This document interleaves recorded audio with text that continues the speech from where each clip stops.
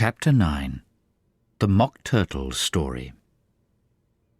You can't think how glad I am to see you again, you dear old thing, said the Duchess as she tucked her arm affectionately into Alice's, and they walked off together. Alice was very glad to find her in such a pleasant temper, and thought to herself that perhaps it was only the pepper that had made her so savage when they met in the kitchen. "When I'm a duchess," she said to herself, not in a very hopeful tone, though, "I won't have any pepper in my kitchen at all.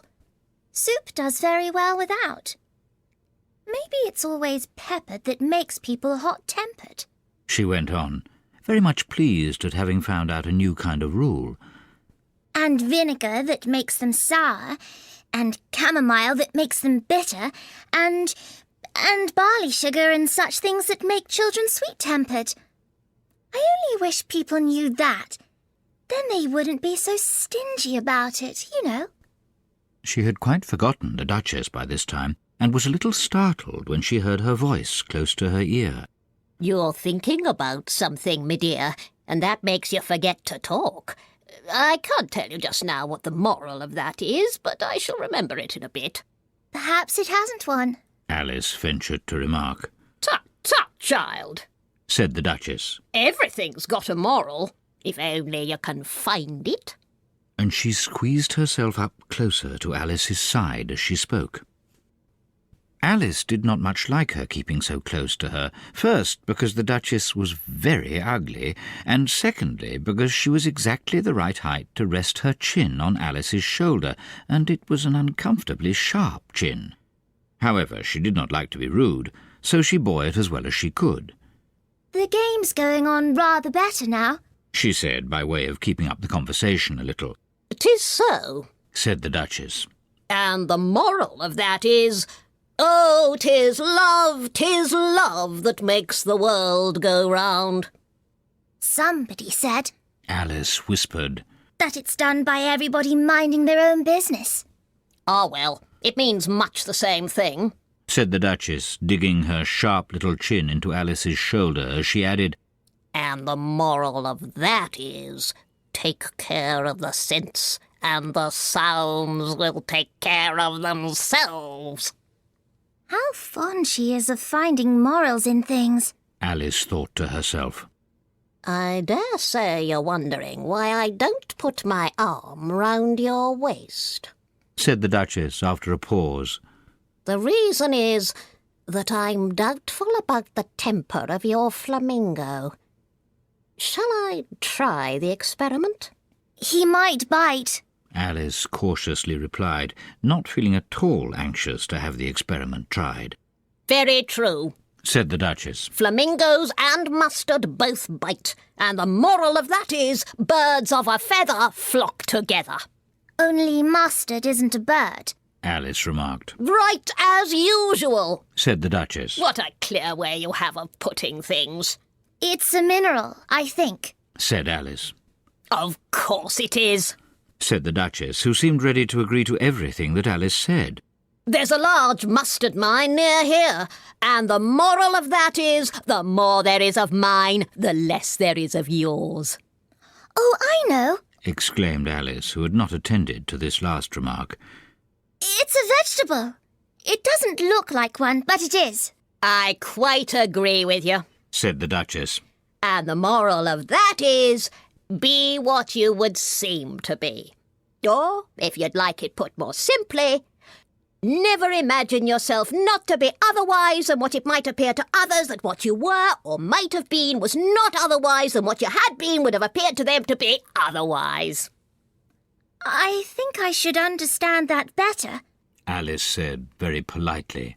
if I had it written down, but I can't quite follow it as you say it." That's nothing to what I could say if I chose. The Duchess replied in a pleased tone. "Oh, pray don't trouble yourself to say it any longer than that," Said Alice. Oh, don't talk about trouble. Said the Duchess. I make you a present of everything I've said as yet. "A cheap sort of present.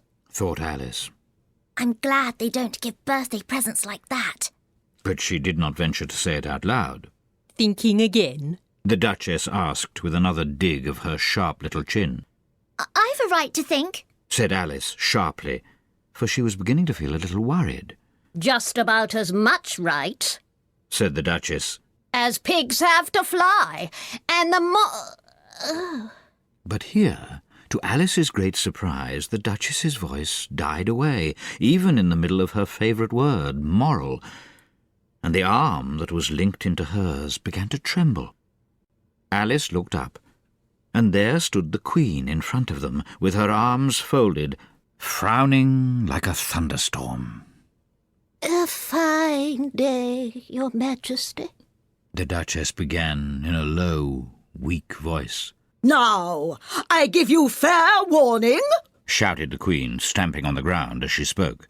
either you or your head must be off, and that in about half no time. Take your choice. The Duchess took her choice and was gone in a moment. Let's go on with the game. The Queen said to Alice, and Alice was too much frightened to say a word, but slowly followed her back to the croquet ground. The other guests had taken advantage of the Queen's absence and were resting in the shade. However, the moment they saw her, they hurried back to the game, the Queen merely remarking that a moment's delay would cost them their lives. All the time they were playing, the Queen never left off quarrelling with the other players and shouting, Off with his head! or Off with her head! those whom she sentenced were taken into custody by the soldiers, who, of course, had to leave off being archers to do this, so that by the end of half an hour or so there were no archers left, and all the players, except the King, the Queen, and Alice, were in custody and under sentence of execution. Then the Queen left off, quite out of breath, and said to Alice, Oh, have you seen the mock turtle yet? No, said Alice. I don't even know what a mock turtle is. It's the thing mock turtle soup is made from, said the Queen. I never saw one or heard of one. Said Alice. Come on then, Said the Queen. and he shall tell you his history. As they walked off together, Alice heard the King say in a low voice to the company generally, You are all pardoned. Come, that's a good thing. she said to herself, for she had felt quite unhappy at the number of executions the Queen had ordered.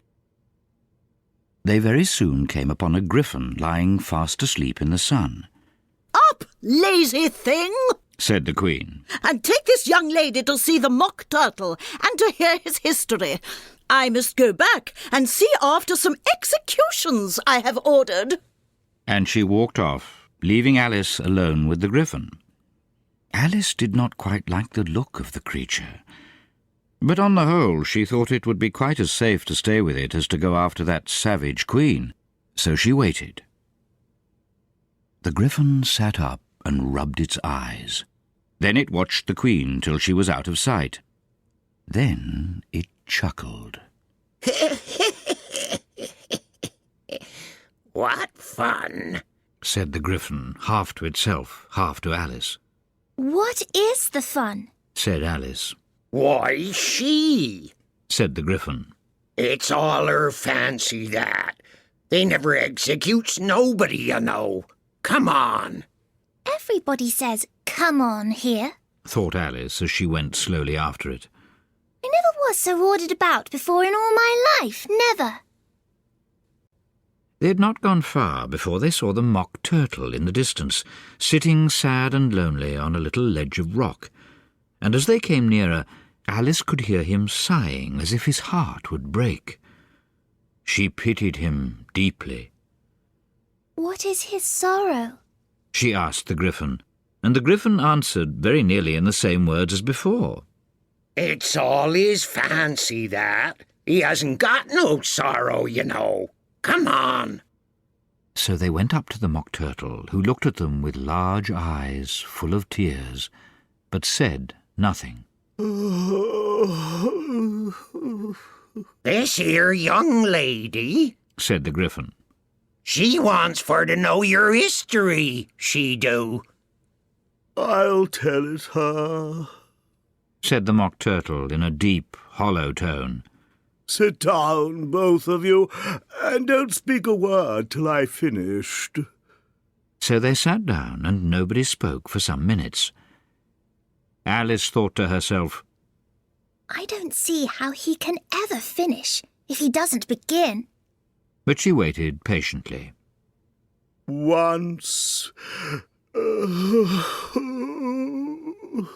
said the Mock Turtle at last, with a deep sigh. I was a real turtle. These words were followed by a very long silence, broken only by an occasional exclamation of from the Gryphon, and the constant heavy sobbing of the Mock Turtle. Alice was very nearly getting up and saying, Thank you, sir, for your interesting story. but she could not help thinking there must be more to come, so she sat still and said nothing. When we were little... The Mock Turtle went on at last, more calmly, though still sobbing a little now and then. We went to school in the sea. The master was an old turtle. We used to call him Tortoise. Why did you call him Tortoise if he wasn't one? Alice asked. We called him Tortoise because he taught us, said the Mock Turtle angrily. Really, you are very dull. You ought to be ashamed of yourself for asking such a simple question, added the Gryphon, and then they both sat silent and looked at poor Alice, who felt ready to sink into the earth. At last the Gryphon said to the Mock Turtle, Drive on, old fellow, don't be all day about it. and he went on in these words. Yes, we went to school in the sea, though you mayn't believe it. I never said I didn't. Interrupted Alice. You did? Said the Mock Turtle. Hold your tongue, Added the Gryphon, before Alice could speak again. The Mock Turtle went on. We had the best of educations. In fact, we went to school every day. I've been to a day school too. Said Alice. You needn't be so proud as all that. With extras? Asked the Mock Turtle a little anxiously. Yes, Said Alice. we learned French and music. And washing? Said the Mock Turtle. Certainly not. Said Alice indignantly. Ah, then yours wasn't a really good school. Said the Mock Turtle in a tone of great relief. Now, at ours, they had at the end of the bill French, music, and washing extra. You couldn't have wanted it much, Said Alice. living at the bottom of the sea. I couldn't afford to learn it. Said the Mock Turtle with a sigh. I only took the regular course. What was that? Inquired Alice. Reeling and writhing, of course, to begin with. The Mock Turtle replied. And then the different branches of arithmetic, ambition, distraction, uglification, and derision. I never heard of uglification. Alice ventured to say. What is it? The Gryphon lifted up both its paws in surprise. Never heard of uglifying? It exclaimed. You know what to beautify is, I suppose? Yes, Said Alice doubtfully. it means to make anything prettier. Well then, The Gryphon went on. if you don't know what to uglify is, you are a simpleton.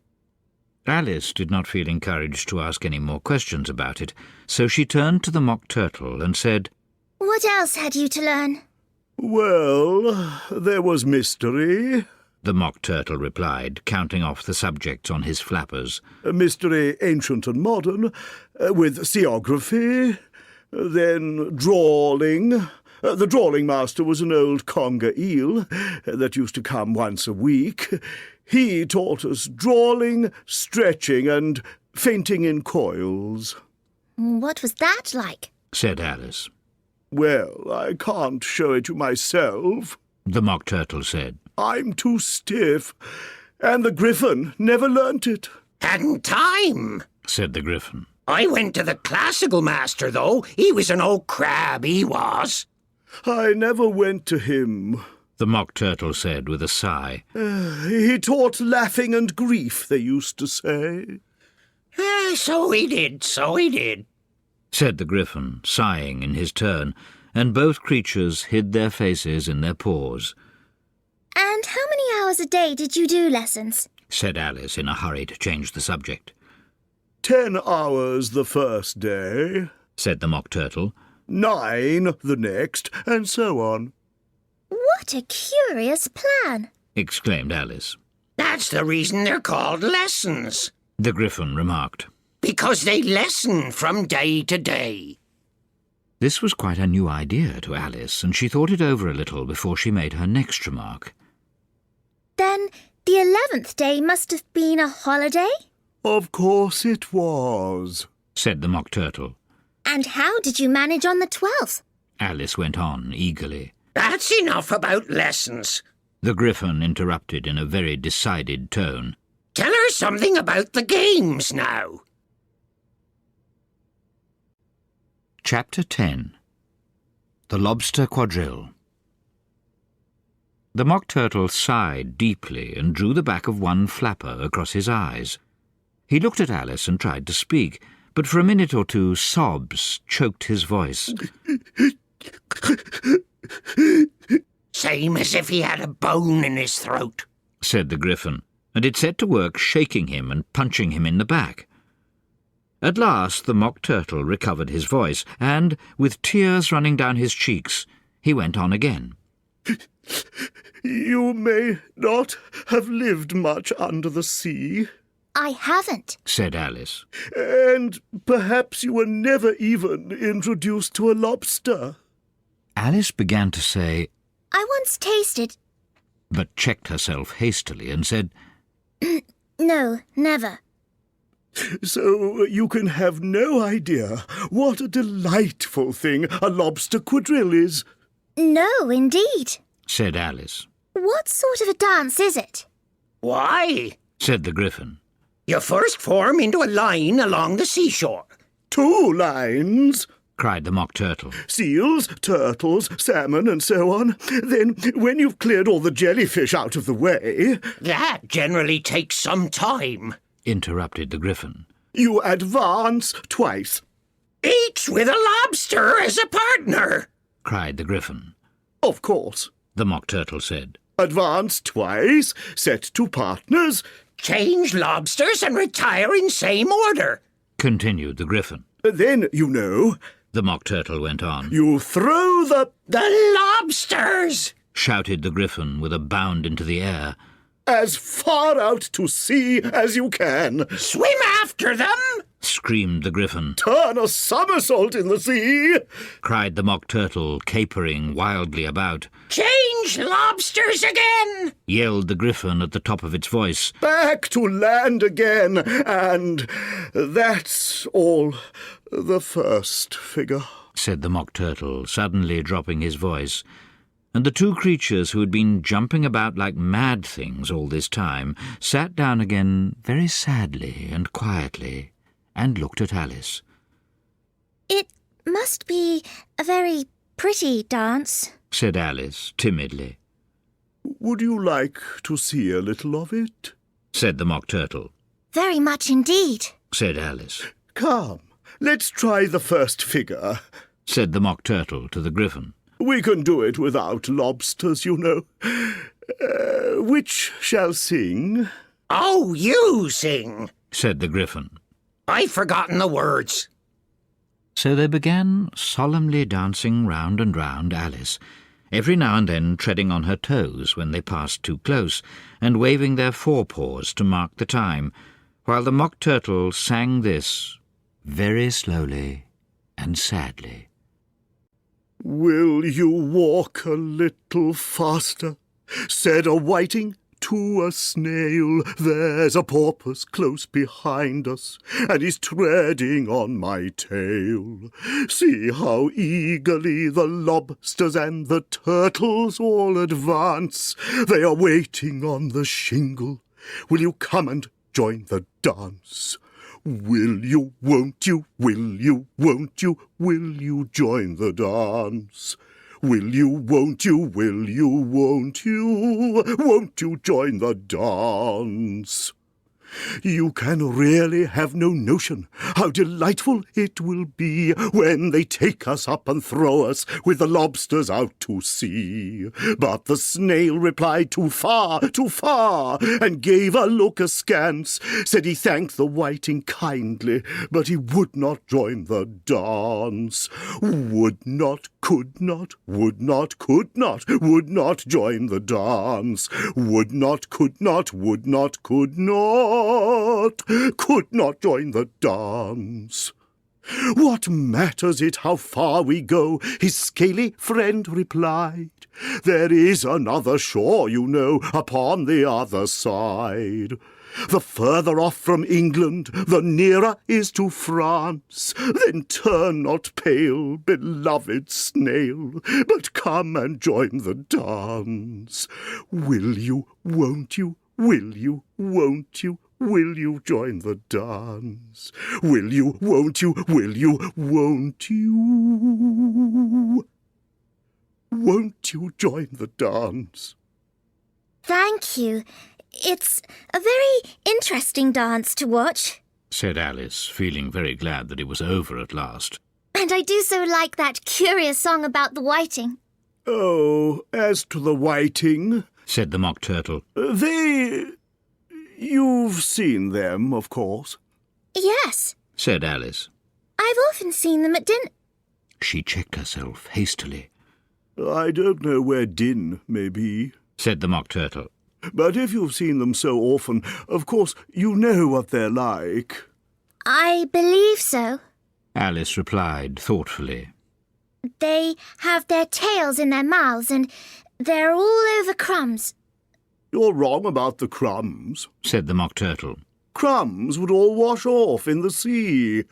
But they have their tails in their mouths. And the reason is... Here the Mock Turtle yawned and shut his eyes. Tell her about the reason and all that, he said to the Gryphon.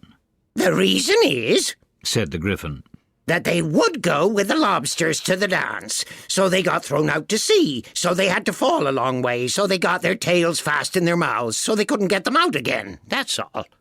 Thank you, said Alice. It's very interesting. I never knew so much about a whiting before. I can tell you more than that, if you like, said the Gryphon. Do you know why it's called a whiting? I never thought about it. Said Alice. Why? It does the boots and shoes, the Gryphon replied very solemnly. Alice was thoroughly puzzled. Does the boots and shoes? She repeated in a wondering tone. Why? What are your shoes done with? Said the Gryphon. I mean, what makes them so shiny? Alice looked down at them and considered a little before she gave her answer. They're done with blacking, I believe. Boots and shoes under the sea, the Gryphon went on in a deep voice, are done with whiting. Now you know. And what are they made of? Alice asked in a tone of great curiosity. Soles and eels, of course, the Gryphon replied rather impatiently. Any shrimp could have told you that. If I'd been the whiting, said Alice, whose thoughts were still running on the song, I'd have said to the porpoise, keep back, please. We don't want you with us. They were obliged to have him with them, the Mock Turtle said. No wise fish would go anywhere without a porpoise. Wouldn't it really? Said Alice in a tone of great surprise. Of course not, said the Mock Turtle. Why, if a fish came to me and told me he was going a journey, I should say, with what purpose? Don't you mean purpose? Said Alice. I mean what I say, the Mock Turtle replied in an offended tone, and the Gryphon added, Come, let's hear some of your adventures. I could tell you my adventures, beginning from this morning, said Alice a little timidly. But it's no use going back to yesterday, because I was a different person then. Explain all that, said the Mock Turtle. No, the adventures first, said the Gryphon in an impatient tone. Explanations take such a dreadful time. So Alice began telling them her adventures from the time when she first saw the White Rabbit. She was a little nervous about it just at first. The two creatures got so close to her, one on each side, and opened their eyes and mouths so very wide, but she gained courage as she went on. Her listeners were perfectly quiet till she got to the part about her repeating "You are old, Father William" to the caterpillar, and the words all coming different.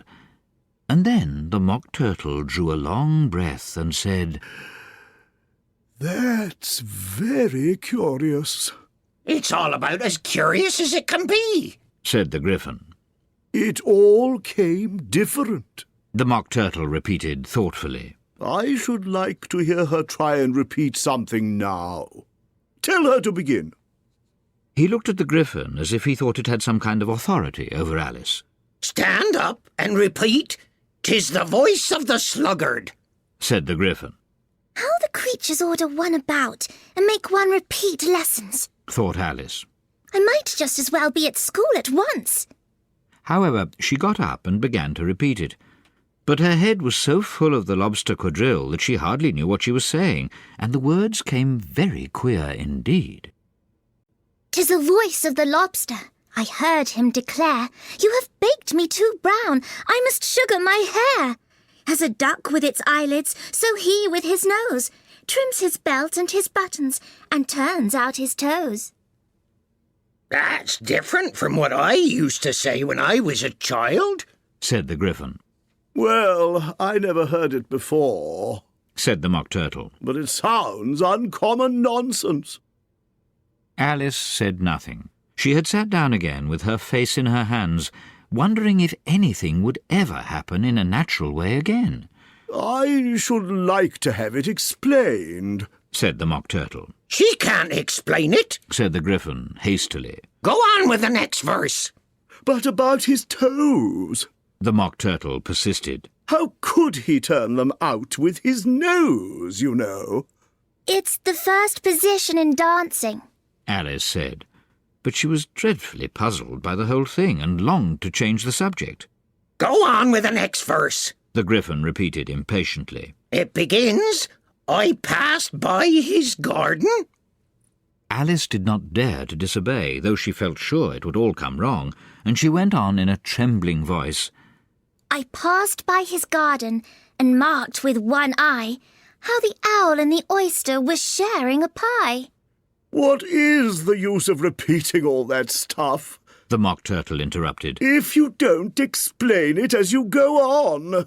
It's by far the most confusing thing I ever heard." Yes, I think you'd better leave off, said the Gryphon, and Alice was only too glad to do so. Shall we try another figure of the lobster quadrille? The Gryphon went on. Or would you like the Mock Turtle to sing you a song? "Oh, a song, please, if the Mock Turtle would be so kind," Alice replied so eagerly that the Gryphon said in a rather offended tone, No accounting for tastes. Sing her turtle soup, will you, old fellow? The Mock Turtle sighed deeply and began, in a voice sometimes choked with sobs, to sing this.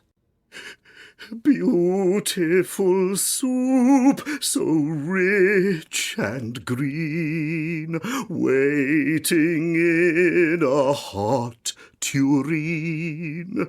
Who for such dainties would not stoop? Soup of the evening, beautiful soup. Soup of the evening, beautiful soup. Beautiful soup. Beautiful soup. Soup of the evening, beautiful, beautiful soup. Beautiful soup, who cares for fish, game, or any other dish? Who would not give all else for soup? pennyworth only of beautiful soup. Pennyworth only of beautiful soup. Beautiful soup.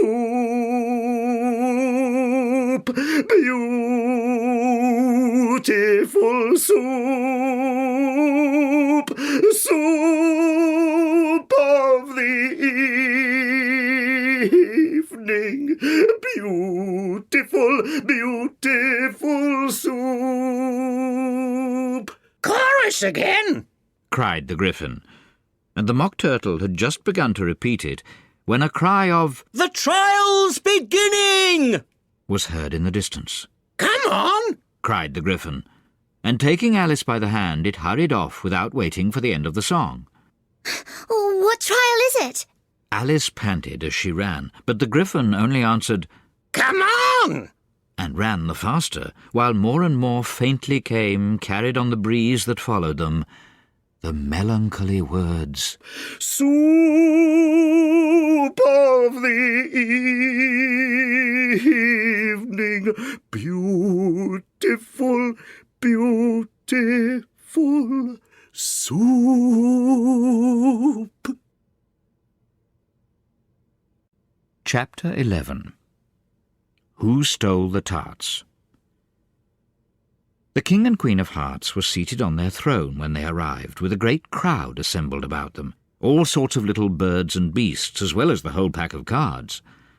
The knave was standing before them in chains, with a soldier on each side to guard him, and near the king was the White Rabbit, with a trumpet in one hand and a scroll of parchment in the other.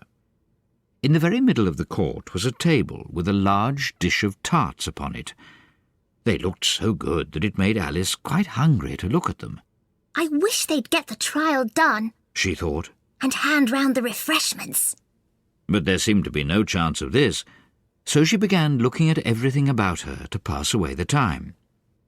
Alice had never been in a court of justice before, but she had read about them in books, and she was quite pleased to find that she knew the name of nearly everything there. That's the judge, She said to herself. because of his great wig. The judge, by the way, was the king, and as he wore his crown over the wig, he did not look at all comfortable, and it was certainly not becoming, And that's the jury box. thought Alice. And those 12 creatures. She was obliged to say creatures, you see, because some of them were animals and some were birds. I suppose they are the jurors. She said this last word 2 or 3 times over to herself, being rather proud of it, for she thought, and rightly too, that very few little girls of her age knew the meaning of it at all. However, jurymen would have done just as well. The 12 jurors were all writing very busily on slates. What are they doing? Alice whispered to the Gryphon. They can't have anything to put down yet, before the trial's begun. They're putting down their names, The Gryphon whispered in reply. for fear they should forget them before the end of the trial. Stupid things. Alice began in a loud, indignant voice, but she stopped herself hastily, for the White Rabbit cried out, "Silence in the court!" and the king put on his spectacles and looked anxiously round to make out who was talking. Alice could see, as well as if she were looking over their shoulders, that all the jurors were writing down stupid things on their slates, and she could even make out that one of them didn't know how to spell stupid, and that he had to ask his neighbour to tell him. A nice muddle their slates'll be in before the trial's over. Thought Alice. One of the jurors had a pencil that squeaked. This, of course, Alice could not stand, and she went round the court and got behind him, and very soon found an opportunity of taking it away. She did it so quickly that the poor little juror, it was Bill the lizard, could not make out at all what had become of it. So, after hunting all about for it, he was obliged to write with one finger for the rest of the day, and this was of very little use, as it left no mark on the slate. "Herald, read the accusation," said the king. On this the White Rabbit blew 3 blasts on the trumpet, and then unrolled the parchment scroll and read as follows. The Queen of Hearts, she made some tarts, all on a summer day. The Knave of Hearts, he stole those tarts and took them quite away. Consider your verdict. The king said to the jury. Not yet, not yet. The rabbit hastily interrupted. There's a great deal to come before that. Call the first witness, said the king, and the white rabbit blew 3 blasts on the trumpet and called out, First witness. The first witness was the hatter. He came in with a teacup in one hand and a piece of bread and butter in the other. I beg pardon, Your Majesty, he began, for bringing these in, but I hadn't quite finished my tea when I was sent for. You ought to have finished, said the king. When did you begin? The hatter looked at the March Hare, who had followed him into the court, arm in arm with the Dormouse. 14th of March, I think it was, he said. 15th, said the March Hare, 16th, added the Dormouse.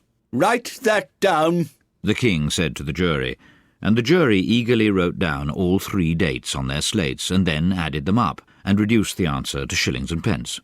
Take off your hat, the king said to the hatter. It isn't mine, said the hatter. Stolen, the king exclaimed, turning to the jury, who instantly made a memorandum of the fact.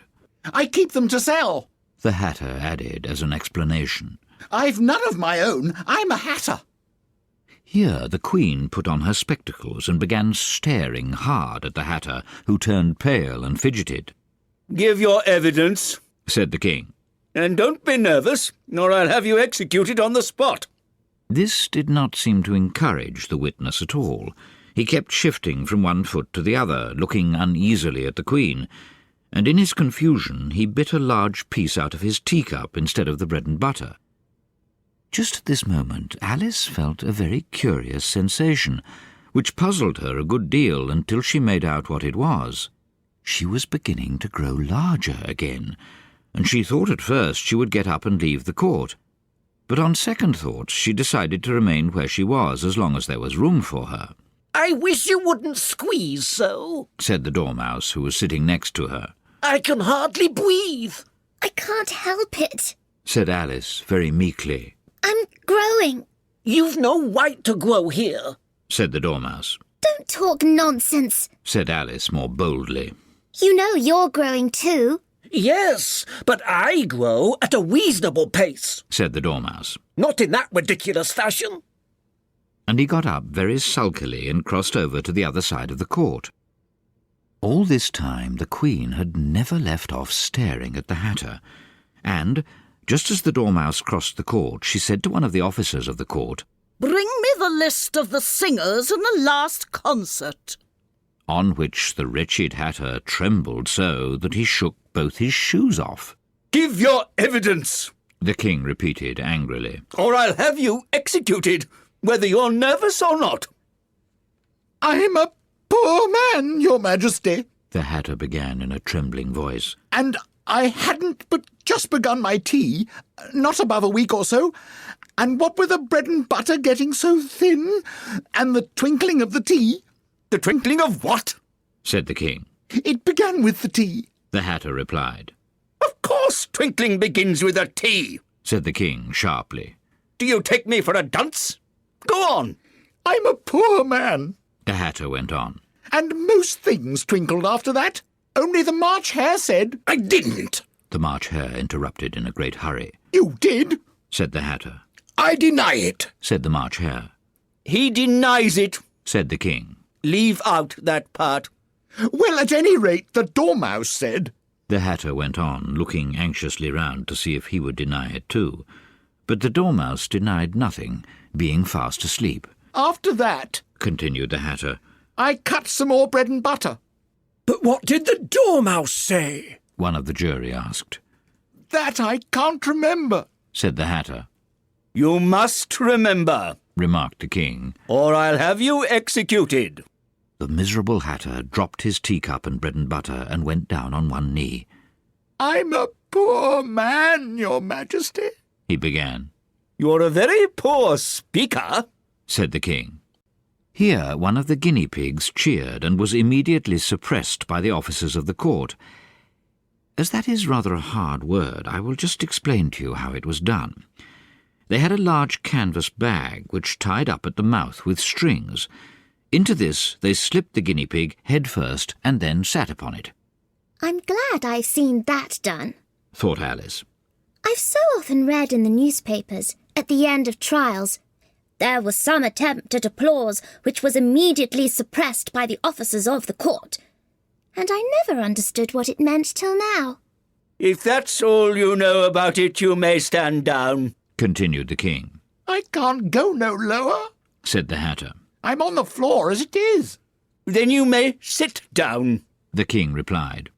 Here the other guinea pig cheered and was suppressed. Come, that finishes the guinea pigs, thought Alice. Now we shall get on better. I'd rather finish my tea, said the Hatter with an anxious look at the Queen, who was reading the list of singers. You may go, said the king, and the Hatter hurriedly left the court without even waiting to put his shoes on. And just take his head off outside, the Queen added to one of the officers, but the Hatter was out of sight before the officer could get to the door. Call the next witness, said the king. The next witness was the Duchess's cook. She carried the pepper box in her hand, and Alice guessed who it was even before she got into the court, by the way the people near the door began sneezing all at once. Give your evidence, said the king. Shan't, said the cook. The king looked anxiously at the White Rabbit, who said in a low voice, Your Majesty must cross-examine this witness. Well, if I must, I must, the king said with a melancholy air, and after folding his arms and frowning at the cook till his eyes were nearly out of sight, he said in a deep voice, What are tarts made of? pepper, mostly, said the cook. Treacle, said a sleepy voice behind her. collar that dormouse, The Queen shrieked out. behead that dormouse, turn that dormouse out of court, suppress him, pinch him, off with his whiskers. For some minutes the whole court was in confusion, getting the dormouse turned out, and by the time they had settled down again, the cook had disappeared. Never mind, said the king with an air of great relief. Call the next witness. And he added in an undertone to the Queen, Really, my dear, you must cross-examine the next witness. It quite makes my forehead ache. Alice watched the White Rabbit as he fumbled over the list, feeling very curious to see what the next witness would be like. For they haven't got much evidence yet, she said to herself. Imagine her surprise when the White Rabbit read out, at the top of his shrill little voice, the name Alice! Chapter 12. Alice's Evidence. Here, cried Alice, quite forgetting in the flurry of the moment how large she had grown in the last few minutes, and she jumped up in such a hurry that she tipped over the jury box with the edge of her skirt, upsetting all the jurymen onto the heads of the crowd below, and there they lay sprawling about, reminding her very much of a globe of goldfish she had accidentally upset the week before. Oh, I beg your pardon, she exclaimed in a tone of great dismay, and began picking them up again as quickly as she could, for the accident of the goldfish kept running in her head, and she had a vague sort of idea that they must be collected at once and put back into the jury box, or they would die. The trial cannot proceed, said the king in a very grave voice, until all the jurymen are back in their proper places. All, he repeated with great emphasis, looking hard at Alice as he said so. Alice looked at the jury box and saw that in her haste she had put the lizard in head downwards, and the poor little thing was waving its tail about in a melancholy way, being quite unable to move. She soon got it out again and put it right. Not that it signifies much, she said to herself. I should think it would be quite as much use in the trial one way up as the other. As soon as the jury had a little recovered from the shock of being upset, and their slates and pencils had been found and handed back to them, they set to work very diligently to write out a history of the accident, all except the lizard, who seemed too much overcome to do anything but sit with its mouth open, gazing up into the roof of the court. What do you know about this business? the king said to Alice. Nothing. Said Alice. Nothing whatever? Persisted the king. Nothing whatever. Said Alice. That's very important, the king said, turning to the jury. They were just beginning to write this down on their slates when the White Rabbit interrupted. Unimportant, Your Majesty means, of course. He said in a very respectful tone, but frowning and making faces at him as he spoke. Unimportant, of course, I meant, the king hastily said, and went on to himself in an undertone. Important, unimportant, unimportant, important. As if he were trying which word sounded best. Some of the jury wrote it down important, and some unimportant. Alice could see this as she was near enough to look over their slates. But it doesn't matter a bit, she thought to herself. At this moment the king, who had been for some time busily writing in his notebook, called out, Silence! And read out from his book, Rule 42. All persons more than a mile high to leave the court. Everybody looked at Alice. I'm not a mile high, said Alice. You are, said the king. Nearly 2 miles high, added the queen. Well, I shan't go at any rate, said Alice. Besides, that's not a regular rule. You invented it just now. It's the oldest rule in the book, said the king. Then it ought to be number 1, said Alice. The king turned pale and shut his notebook hastily. Consider your verdict, he said to the jury in a low, trembling voice. There's more evidence to come yet, please, Your Majesty, said the White Rabbit, jumping up in a great hurry. This paper has just been picked up. What's in it? said the queen. I haven't opened it yet, said the White Rabbit. But it seems to be a letter written by the prisoner to somebody. It must have been that, said the king. Unless it was written to nobody, which isn't usual, you know. Who is it directed to? said one of the jurymen. It isn't directed at all, said the White Rabbit. In fact, there's nothing written on the outside.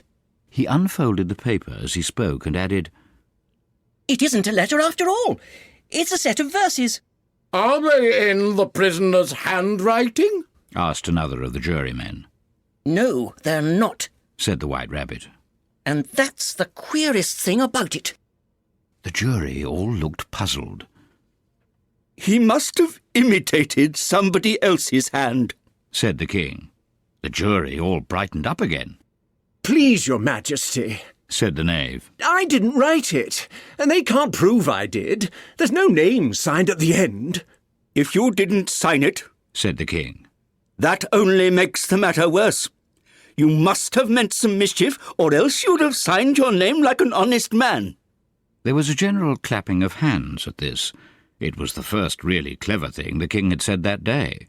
That proves his guilt, said the queen. It proves nothing of the sort, said Alice. Why, you don't even know what they're about. Read them, said the king. The White Rabbit put on his spectacles. Where shall I begin, please, Your Majesty? He asked. Begin at the beginning, the king said gravely. And go on till you come to the end, then stop. These were the verses the White Rabbit read. They told me you had been to her and mentioned me to him. She gave me a good character, but said I could not swim. He sent them word I had not gone. We know it to be true. If she should push the matter on, what would become of you? I gave her 1, they gave him 2. You gave us 3 or more. They all returned from him to you, though they were mine before. If I or she should chance to be involved in this affair, he trusts to you to set them free exactly as we were. My notion was that you had been, before she had this fit, an obstacle that came between him and ourselves and it. Don't let him know she liked them best, for this must ever be a secret kept from all the rest between yourself and me. That's the most important piece of evidence we've heard yet, said the king, rubbing his hands. So now let the jury... If any one of them can explain it. Said Alice. She had grown so large in the last few minutes that she wasn't a bit afraid of interrupting him. I'll give him 6pence. I don't believe there's an atom of meaning in it. The jury all wrote down on their slates, "She doesn't believe there's an atom of meaning in it," but none of them attempted to explain the paper. If there's no meaning in it, said the king, that saves a world of trouble, you know, as we needn't try to find any. And yet, I don't know... He went on, spreading out the verses on his knee and looking at them with one eye. I seem to see some meaning in them, after all. Said I could not swim. You can't swim, can you? He added, turning to the knave. The knave shook his head sadly. Do I look like it? He said, which he certainly did not, being made entirely of cardboard. All right, so far, said the king, and he went on muttering over the verses to himself. We know it to be true. That's the jury, of course. I gave her 1, they gave him 2. Why, that must be what he did with the tarts, you know. But it goes on. They all returned from him to you, said Alice. Why, there they are, said the king triumphantly, pointing to the tarts on the table. Nothing can be clearer than that. Then again, before she had this fit... You never had fits, my dear, I think? He said to the queen. Never, said the queen furiously, throwing an inkstand at the lizard as she spoke. The unfortunate little Bill had left off writing on his slate with one finger, as he found it made no mark, but he now hastily began again, using the ink that was trickling down his face, as long as it lasted. Then the words don't fit you, said the king, looking round the court with a smile. There was a dead silence. It's a pun, the king added in an angry tone, and everybody laughed. Let the jury consider their verdict, the king said for about the 20th time that day. No, said the queen. Sentence first, verdict afterwards. Stuff and nonsense, said Alice loudly. The idea of having the sentence first. Hold your tongue, said the queen, turning purple. I won't, said Alice. Off with her head, the queen shouted at the top of her voice. Nobody moved. Who cares for you? Said Alice. She had grown to her full size by this time. You're nothing but a pack of cards. At this, the whole pack rose up into the air and came flying down upon her. She gave a little scream, half of fright and half of anger, and tried to beat them off, and found herself lying on the bank with her head in the lap of her sister, who was gently brushing away some dead leaves that had fluttered down from the trees onto her face.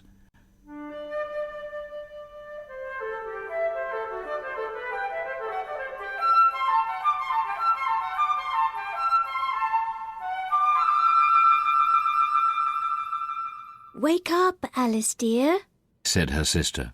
Why, what a long sleep you've had.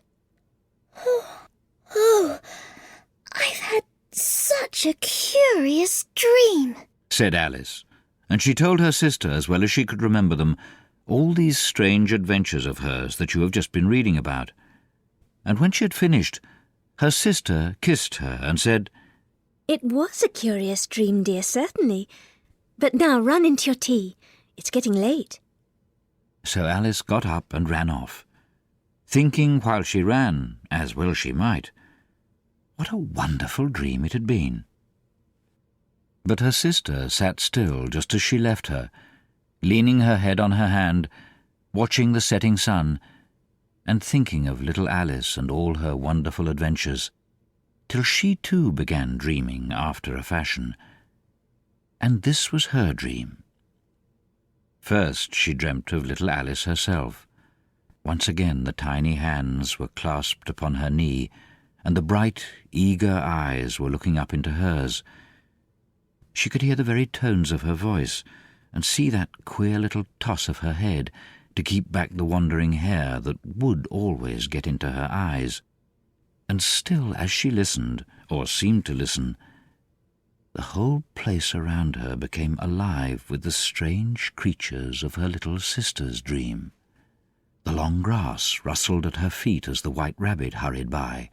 The frightened mouse splashed his way through the neighbouring pool.